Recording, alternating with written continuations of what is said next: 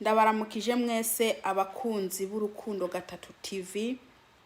Amahoro y'Imana abane namwe muraho murakomeye. Nanjye ndaho ndashima Uwiteka Imana Israheli. Imana igumye iturinze kino cyorezo cya corona n'ikindi cyorezo gishasha. Turashima Uwiteka Imana Israheli kubw'uburinzi bwayo. Ndizera neza ko namwe Imana yabarinze. Imana nigume ibandindira ibarinde indwara zitandukanye. Bene data nshuti z'umusaraba, ndabakunda bene data. Uwiteka Imana ya Israheli nibashireho uburinzi bwayo. Uwiteka Imana ya Israheli nibarungikire abamarayika babarinde aho mugenda hose. Nukuri uburinzi bw'Uwiteka bubane namwe. Uyu munsi tugiye kuganira ku bintu bijanye n'umushatsi w'imvi. Ku bantu bafite imishatsi y'imvi, hari amagambo y'Imana Imana yampaye ariko aravuga ku mishatsi y'imvi. Mwene data nshuti z'umusaraba, mwene data mukunzi, niba ufite umushatsi w'imvi, nukuri iri jambo ni ryawe. Imana ishaka ko mbwira abantu bayo, ndababwire ku bintu bijanye n'imishatsi y'imvi. Ndazi neza ko abantu bariko barambaza ku bintu bijanye n'imishatsi isanzwe, imishatsi yacu,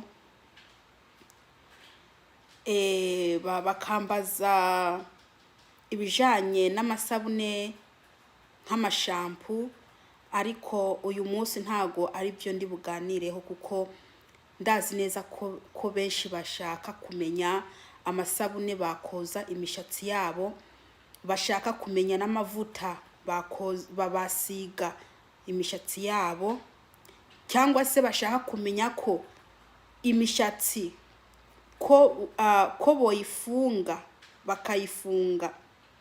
Kuyifunga shatse kuvuga gufungira umushatsi inyuma. Ibyo byose ndazi neza ko mushaka kubimenya. Hari uwabimbajije ariko nta nyishu ndamuhereza, kuko shaka kuzabishurira hamwe umuntu ari we wese yumve amenye ibyo akwiye gukora ku mushatsi wiwe. Ndazi neza ko abamama n'abakobwa bakunda imishatsi, ariko hari itegeko ry'Uwiteka Imana Israheli dukwiye gukurikiza. Bene data nshuti z'umusaraba, ahangaha mumbona uku, murabona ko mfite igitambara. Burya umushatsi mfite ngewe n'umushatsi muke, ntago nsuka kuko Imana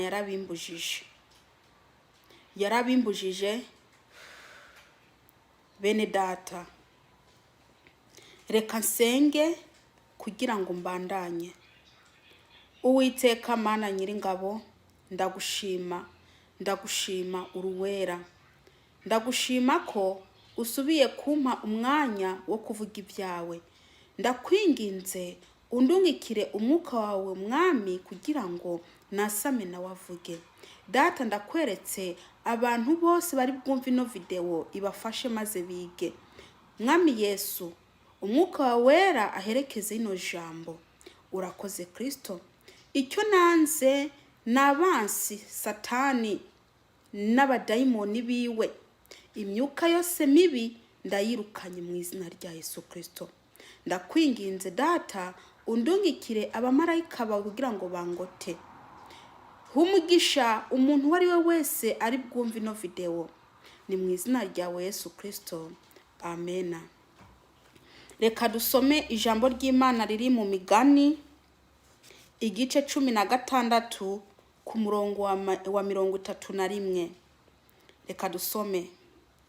Imvi ku mutwe n'igitsibo c'icubahiro kiboneka mu nzira y'ubugororotsi. Reka nsubire mwino jambo. Imvi ku mutwe n'igitsibo c'icubahiro kiboneka mu nzira y'ubugororotsi. Yesu nashimwe cyane. Iri ni ijambo ry'Imana. Uku niko Imana iriko iravuga imishatsi, imvi z'abantu. Waba uri umugabo cyangwa se waba uri umugore cyangwa se waba uri umuntu ukiri muto, kuko hariho n'abandi bakiri bato mbese bamera imvi, bagira imvi bakiri batoya. Nkaba nshaka kubwira ko mwene data, woba ufite imvi aho uri hose, ntukengere izo mvi zawe. Ijambo ry'Imana rivuze riti n'igitsibo c'icubahiro. Izo mvi zawe n'igitsibo c'icubahiro kiboneka mu nzira y'ubugororotsi. N'igitsibo c'icubahiro kiboneka mu nzira y'ubugororotsi. Abantu benshi iyo babonye imvi, bameze imvi, baca bagenda bagashaka amakanta kugira ngo imishatsi yabo, izo mvi zabo zibe umukara. Ariko bakibagira ko iyo kanta ishiramwo za mvi zikagira iki, zikamera nka kwa kundi. Uko nguko iyo uri kurashiramwo kanta kugira ngo umushatsi wawe ube umukara, uba uriko urashiramwo irangi rituma umushatsi uhinduka. Izo mvi ziwawe ntago wari ukwiye gushiramwo ikintu na kimwe, kuko n'igitsibo c'icubahiro. Izo mvi ziwawe, izo mvi zawe mwene data uri kuranyumviriza, n'igitsibo c'icubahiro. Maze kubona ko hari n'abakozi b'Imana bafata ikanta b'abagabo bagashira mu mvi zabo. Abamama n'abakobwa bagafata kanta bagashira mu mitwe bafite imvi. Hariho abafite imvi bakiri batoya. Nkaba nshatse kukubwira ko wewe uriko urahindura izo mvi zawe, urimo urakora nabi. Icyambere, nta kanta iba ikwiye kuja mu mutwe w'umuntu, uba uriko urahindura umushatsi. Reka ndababwire, burya hari abantu benshi batazi ko kanta ari icyaha, ariko ndababwije ukuri bene data, kanta ni icyaha. Niwafata rijya bara rya kanta ukarishira mu izo mvi, urabona ko mbese imvi zica ziba umukara, zari imvi. Ariko ijambo ry'Imana rikaba ritubwiye ko imvi ku mutwe n'igitsibo c'icubahiro kiboneka mu nzira y'ubugororotsi. Nkaba ndakubwiye ko rero izo mvi zawe n'ukuzikunda uko Imana ziguhaye.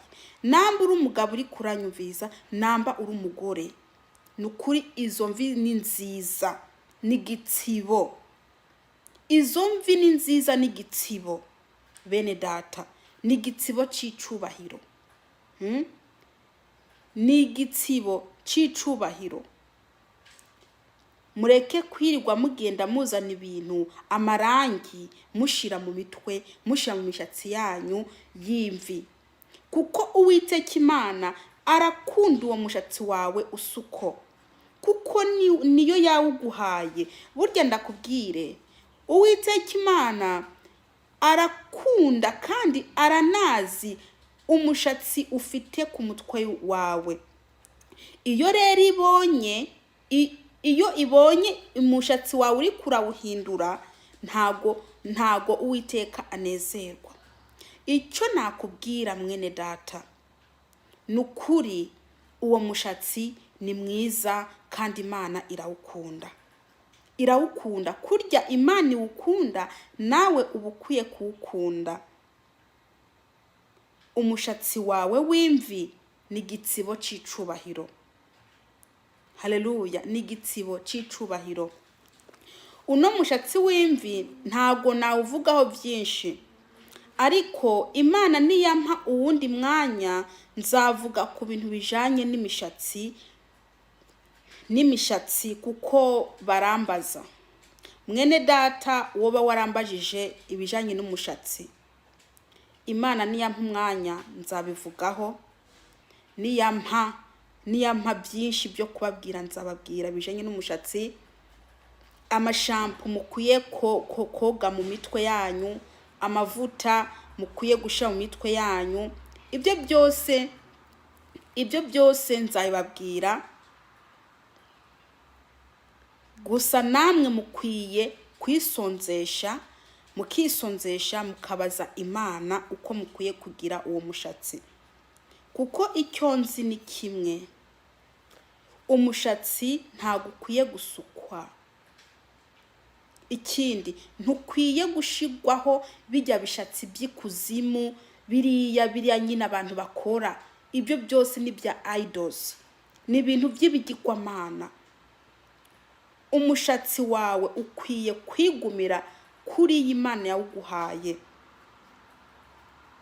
Ahangaha mubona mu mutwe wanjye nta ntuzenye, nta kanta irimo, nge nta kanta ntera, kuko Imana ibyo ntibikunda. Nukuri buri muntu akwiye kwimenya, kuko ndakubwije ukuri mwene data, kuri ya munsi ntago uzavuga ngo kanaka yarambeshe, kuko uzakwiteteya. Buri muntu azabazwa ibyo yakoze. Ntago uzavuga ngo uriya ngo niwe yambeshe, kujya munsi ntago biriho. Niyo mpamvu ndakubwira, nukuri ni wiyiteho aho uzaja. Ntuze wumva amagambo y'abandi bakubwira ngo nta kibazo, nimba uri kurabipinga, nufata amasengesho yo kwiyiriza, ubwira Imana, ubaza Imana izakubwira ukuntu ukwiye kumera. Ndazi ko benshi muri mwebwe mutari buvyemere, ariko ndi imbere y'Imana, mugende musenge mubaza Imana izababwira n'ukuri, kuko iyi ni Imana ya Isiraheli ndikunda korera. Kuko mwene data nanjye ntago nanga gusa neza, aho ngewe ahomba ndafite akazi, ntago nabura amafaranga yo kugenda kwisukisha, cyangwa se ngo mbure amafaranga yo kuja kugura imishatsi itari yanjye ngo nambare. Kuko mbere narabikora kandi nashaka imishatsi ihenze, Imana ibinkuramwo, iranansanga no mu nzozi, irananyereka. Bene data, nukuri burya mwijuru haragoye kujamwo, ijuru iragoye kujamwo. Ijuru irafite amategeko umuntu akwiye kugenda gukurikiza. Reka ndababwire, Imana ya Isiraheli ntago ibishaka ko twebwe twihindura, kuko ntago ibishaka ko ibintu bya Satani ko tubyishirako, kuko yo ni nyeranda. Nukuri Imana ishaka ko mbwira abantu kuri. Imana ishaka ko mbwira abantu kuri, kugira ngo mwene data ntuzurimbuke kubera kutabyumvishije. Ariko niwabyumva ugafata amatwi ntiwumve, nukuri cyane kizanzaho, kuko Imana yo mwijuru irayibona. Imana ikirankoresha uko ishatse, kugira ngo wewe imesaje igushikeho. Abantu benshi bumvishe bino bintu baratukana, kubera ko bakunze iby'isi, kubera ko bakiri mu isi, baracari mu isi, baracakunze iby'isi. Ariko ndakubwire mwene data, nubwo ukunze iby'isi ukabikunda, umenya ko iby'isi bizarangira, kandi nawe ubwawe umenya ko we utazaguma ahangaha mu isi, ko nawe uzava mu isi. Reka rero ibyo bintu ntibigushuke, kandi uri kuragenda wewe ntuzaguma ahangaha mw'isi, ariko uce wifatanya n'iby'isi kandi uzi ko wewe nawe uri muragenda kandi uzi ko Imana izabikubaza. Bene data nshuti z'umusaraba, ntago ndabanga, nzaza ndababwiza ukuri, ndazi ko ukuri kuryana kandi ukuri kurababaza. Abantu benshi ntago bashaka ukuri, bashaka abantu bababeshya. Mwebwe mushaka bababeshya, bababwiza ububeshi gusa, ariko ngewe Imana integeka kukubwiza ukuri kugira ngo ntuzurimbuke. Kurimbuka ntago ari byiza.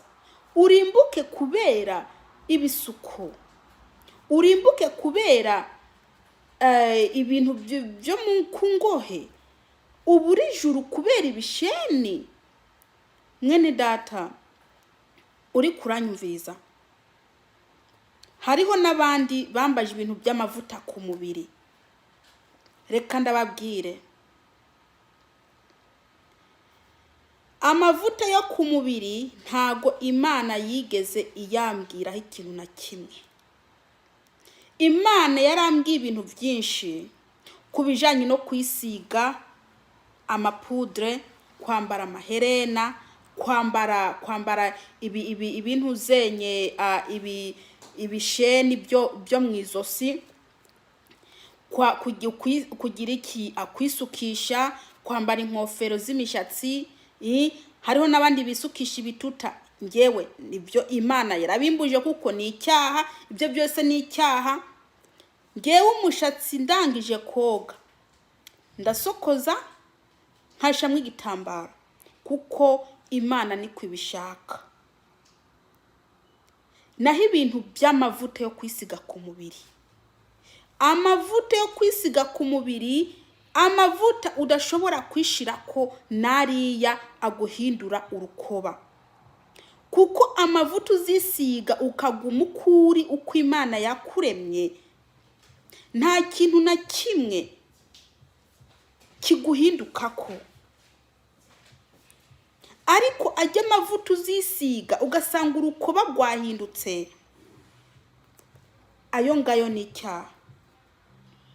Bene data, nkaba nshaka kwishura umuntu yambajije ibyo bibazo by'amavuta yo ku mubiri, nagenda afate amasengesho kwiyiriza, ugenda ubaza Imana, kuko ngewe ubwanjye ayo ma information y'amavuta yo ku mubiri, ayo Imana itubuza n'amavuta amwe, amavuta atukuza n'amapudre n'ibintu byose bihindura umubiri.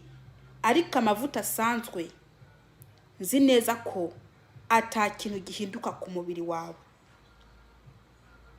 Yesu nabaho umugisha. Nari mfite menshi yo kubabwira, ariko ikindi gihe Imana niyampa umwanya nzababwira. Reka dusenge. Data, mu izina ryawe Yesu Kristo, ndagushima kuri Imana, ndagushima ko wongeye ukampa ano magambo yo kuganiza abantu bawe. Data wa twese, ndakwinginze umugisha umuntu wari wese ari buklike ku video, ni mu izina ryawe Yesu Kristo, amen.